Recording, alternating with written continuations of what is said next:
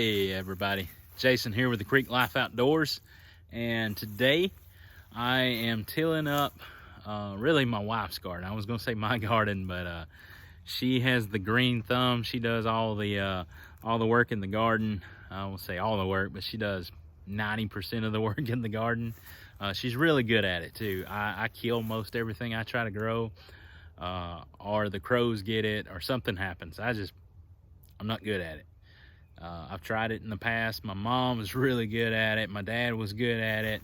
I enjoy getting on the tractor, as you've been able to tell on the channel. And so I use a tiller. I've got an old tiller. My dad actually bought it, gosh, I don't know, maybe early 90s, like Desert Storm era. Really and truly, I don't even know. It says LMC. I'm not familiar with that. But it's been a good tiller. It's still running. I cleaned it up, filled up the gear oil in it, greased the U-joints on the PTO shaft. Every time I use it, I check all that and make sure it's good.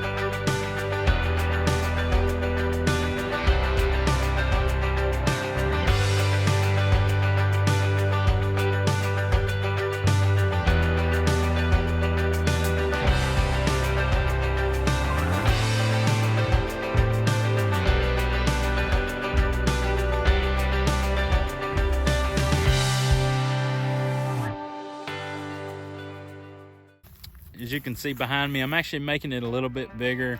Normally I get an old turning plow that I'd modified to work behind the 3-point hitch and disc all this up. But this was an existing place that we had the garden before, so the ground was pretty soft. I'd actually tilled it back in January just to kind of keep the grass from growing back as we got into warmer weather. So as I'm tilling, I noticed that one wheel is kind of sticking over and leaving tracks inside the garden, and I don't want that, because that just, when it rains, it sets up and dries, that tire track becomes hard in the garden, and you don't want that hard packed dirt in there. So what I'm going to do is I'm going to adjust that tiller so it's dead even on both sides. You can see behind me it's kind of sticking out. Sticking out on the right side. If I'm sitting on the tractor, it's kind of sticking out on the right side of the tractor. So I'm going to make some adjustments here and get that tiller as close to dead even on both sides of the tires as I can.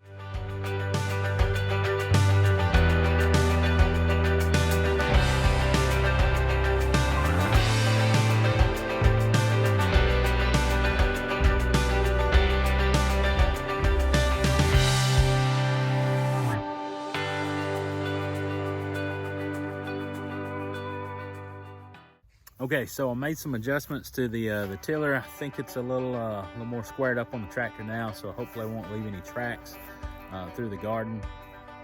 It is an absolutely gorgeous day today. We are March 11th, 2021, and it's just a beautiful day. Low 60s. It was cold this morning. I think it was in the high 20s, so quite a swing in temperature.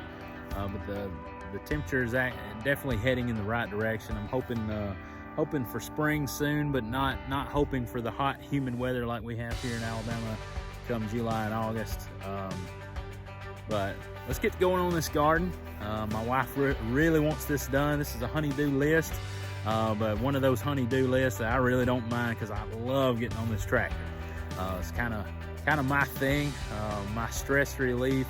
If I have stress in my life, I get on the tractor and just do something, get something done, and usually do something productive with it. So let's get this done, and that way she can start planting. She has some cold weather plants that she wants to get in the ground pretty soon, and then everything else we can plant in later April after we're pretty much free of the frost threat.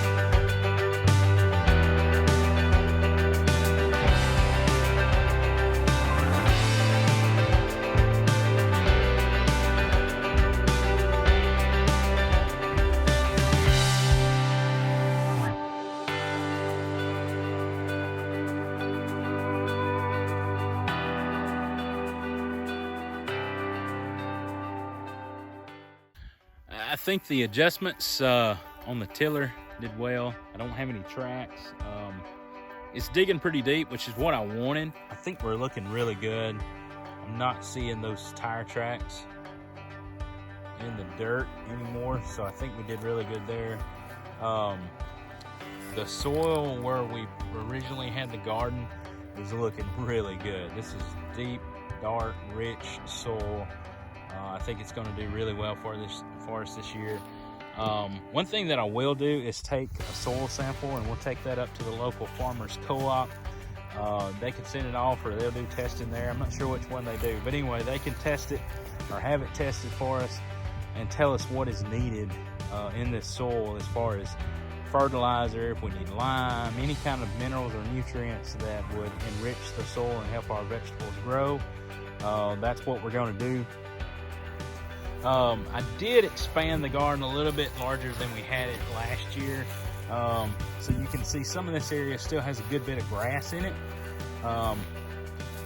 Normally I would take a turning plow, kind of dig down and dig that dirt a little deeper and make it softer for the tiller.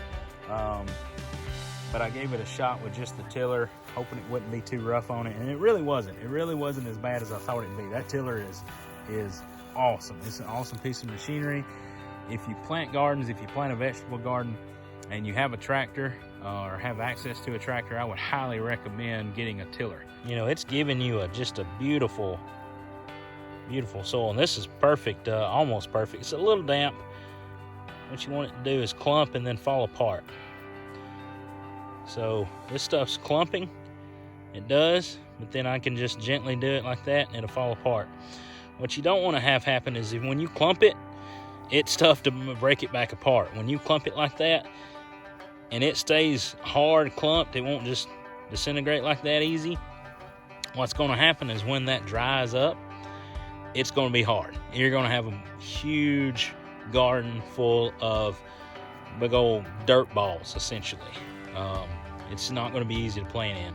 Yes, I'm going to wrap this up for today anyway. What I'll do is kind of let this dry out. Hopefully by the end of the week we haven't had too much rain.